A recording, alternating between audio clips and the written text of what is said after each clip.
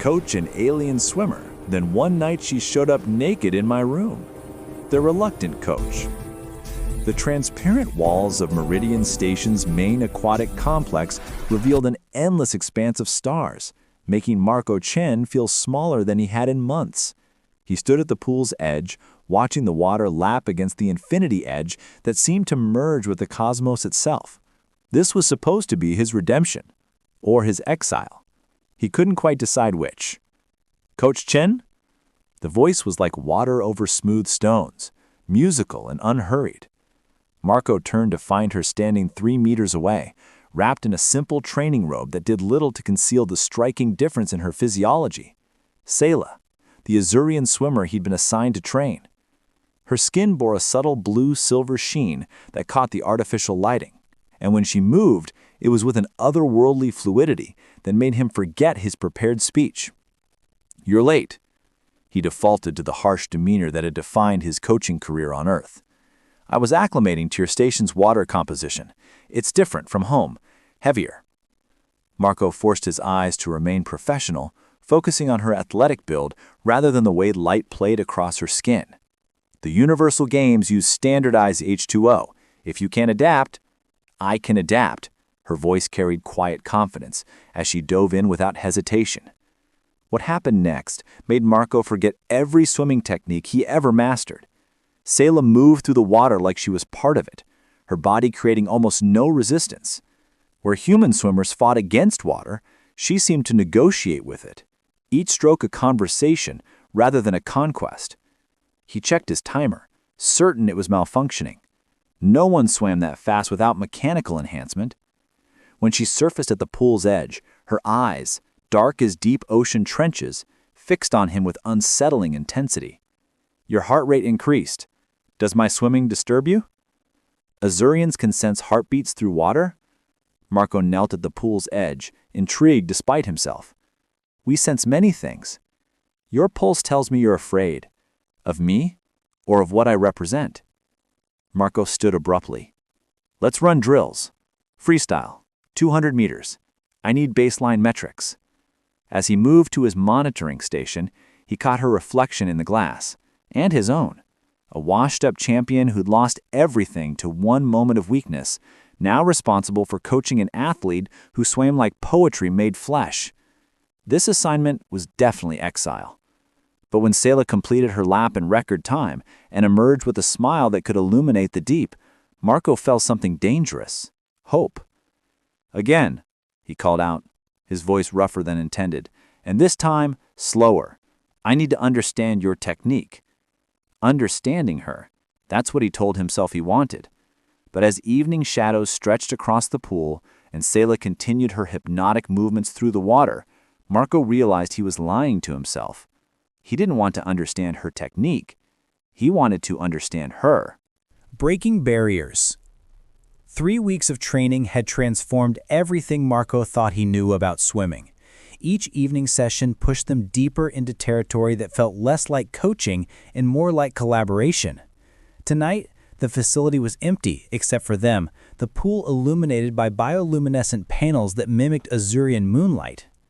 "You're still fighting the water," Sayla said, watching him demonstrate a turn technique. "Even after all your years?" Marco pulled himself from the pool, water streaming down his chest. "That's how humans swim. We're not built for it like you are." "May I show you something?" She swam to the center, then floated motionless on her back. In Azurian practice, we believe water holds emotion, memory. When you force it, it resists. When you listen, it carries you. That's not science, Sayla. That's philosophy. "Come here." She extended hand. "Please." Against his better judgment, Marco slipped back into the water. Sayla guided him to float beside her, their bodies parallel beneath the artificial stars. The warmth of the pool wrapped around them like a cocoon. "Close your eyes," she whispered.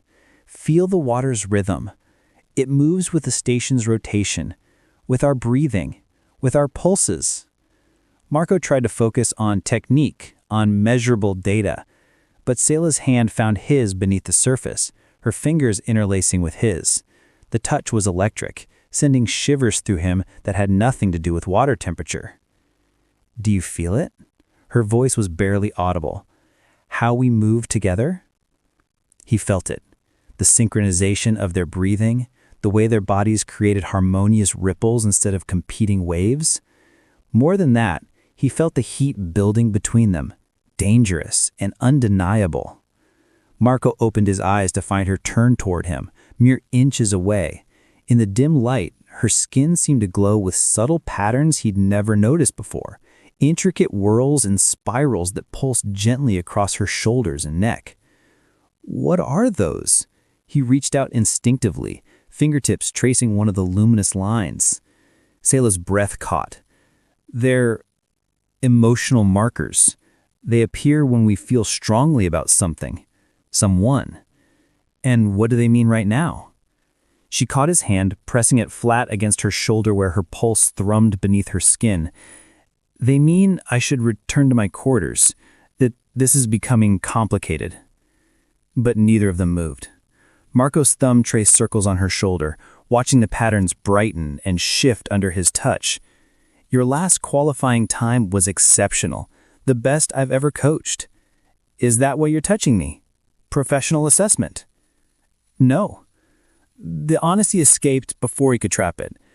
"I'm touching you because I haven't been able to stop thinking about you since that first day. Because watching you swim is like witnessing something sacred, and Sayla silenced him by pressing a finger to his lips. "Don't say things you'll regret when the morning comes, Marco-Chen." She pulled away, gliding to the pool's edge with that impossible grace.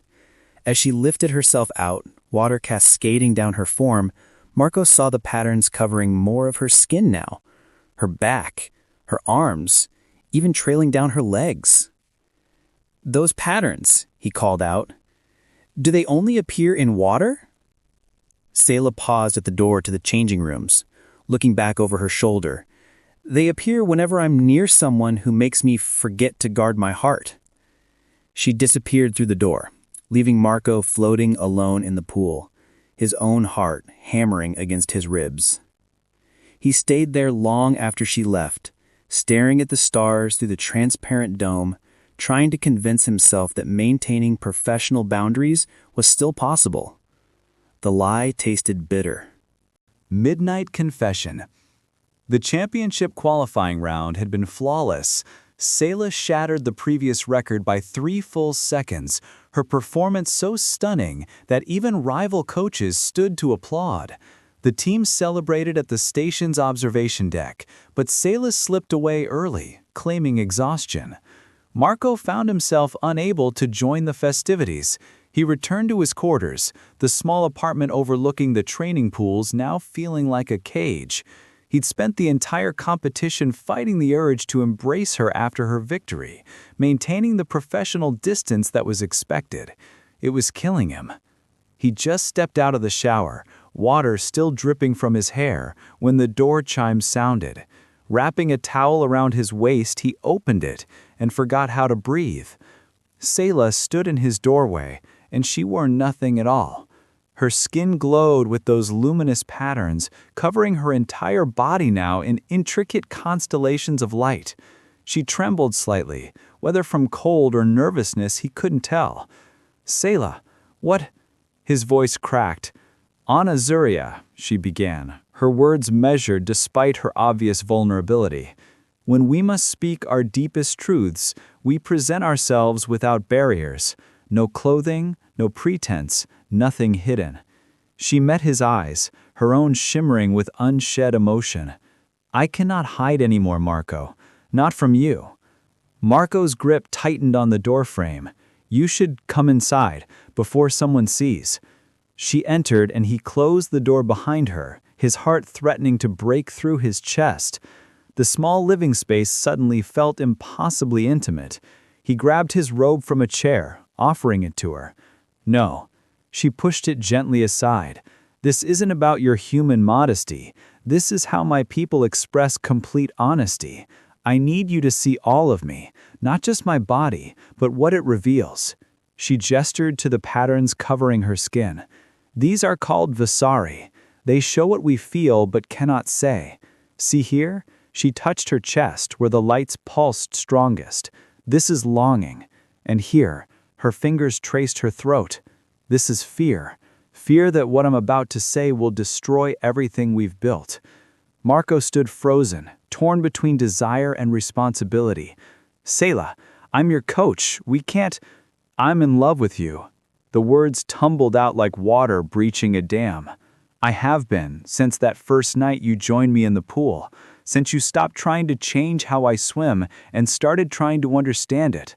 I know this is forbidden. I know it could cost us everything, but in my culture, hiding such truth is worse than any scandal. She stepped closer, close enough that he could feel the warmth radiating from her skin. If you don't feel the same, tell me now. I'll leave. We'll pretend this never happened. But if there's any part of you that... Marco closed the distance between them, his hands cradling her face as he kissed her with months of suppressed longing. She responded immediately, her arms wrapping around him as the towel fell forgotten to the floor. Her skin was warm beneath his hands, softer than he had imagined, and everywhere he touched, the luminous patterns flared brighter. Selah made a sound between a gasp and a sigh as his lips traveled from her mouth to her neck. Tasting water and something sweeter. Marco, she breathed, her fingers threading through his damp hair. I've dreamed of this. He lifted her effortlessly, her legs wrapping around his waist as he carried her to the bed. They fell together onto the sheets, a tangle of limbs and desperate need.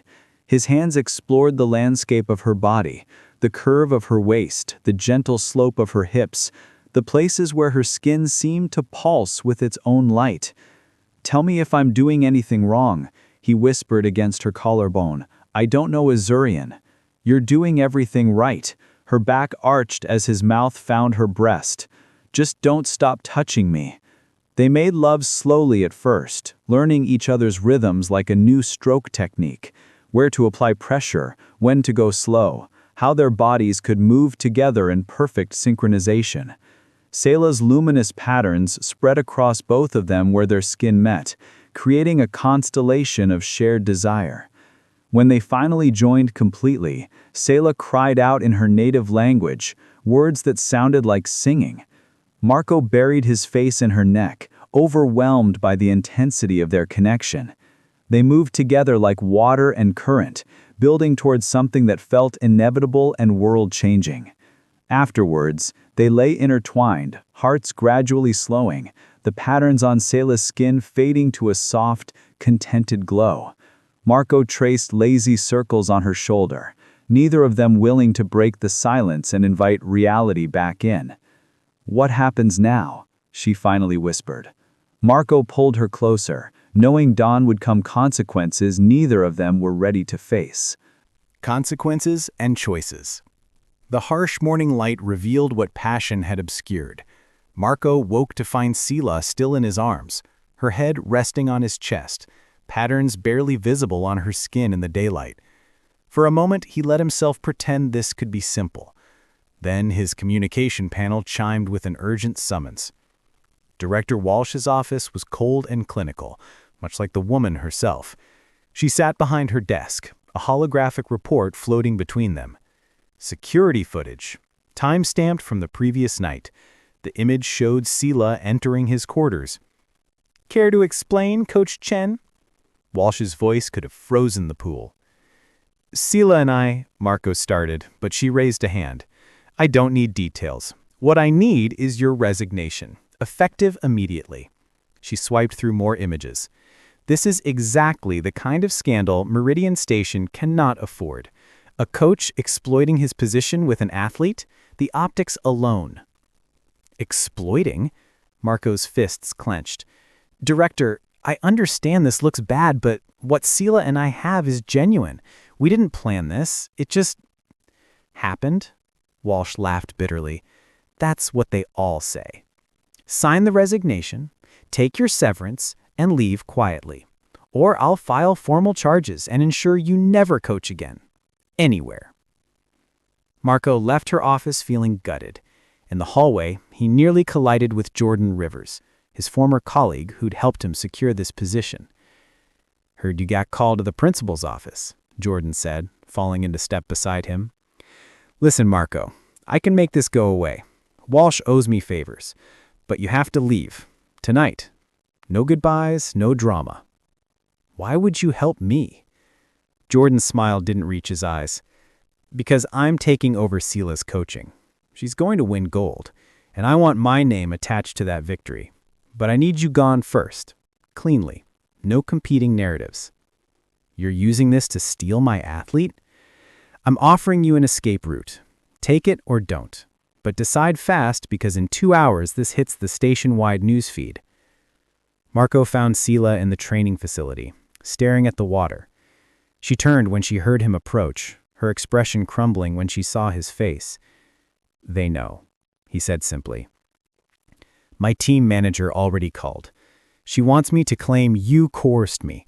Says it's the only way to save my competition eligibility."